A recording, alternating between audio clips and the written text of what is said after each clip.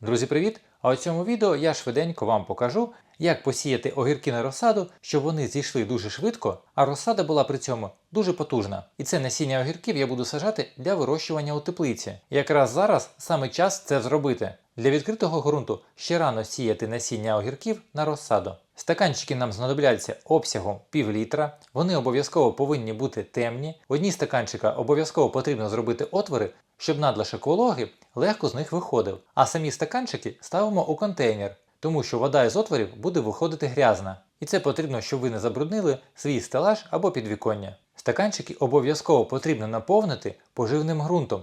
Не використовуйте ґрунт з городу, тому що він дуже щільний, живлення в ньому практично немає, а зато хвороби і шкідники точно є. І вони потім можуть знищити вашу розсаду. Я використовую покупний ґрунт, універсальний або спеціальний для розсади. Він пухкий, вологоємкий, а також поживний. В ньому насіння дуже швидко сходить, а розсада росте сильна та здорова. Стаканчик наповнюю не повністю. Залишаю приблизно 1 см вільного місця. Ґрунт обов'язково ущільнюю, щоб при поливі він не просів і насіння глибше не провалилося. Я буду висіювати насіння огірків під назвою Кібрія. Я їх сію вже багато років і дуже задоволений результатом. Вони добре проростають, дають дійсно великі врожаї, а врожай можна використовувати як у свіжому вигляді, також можна з них готувати салати і консервувати. В мене насіння професійне, воно оброблене, воно свіже, тому я розкладаю по одному насінню у кожний стаканчик. Якщо ви будете використовувати старе насіння або від неперевірених виробників, то можете покласти по 2 насінини у один стаканчик на відстані 3 см друг від друга. Таким чином, якщо насіння виявиться неякісним, то все одно у вас буде достатньо розсади. А якщо зійдуть усі насінини, то зайві ви можете видалити.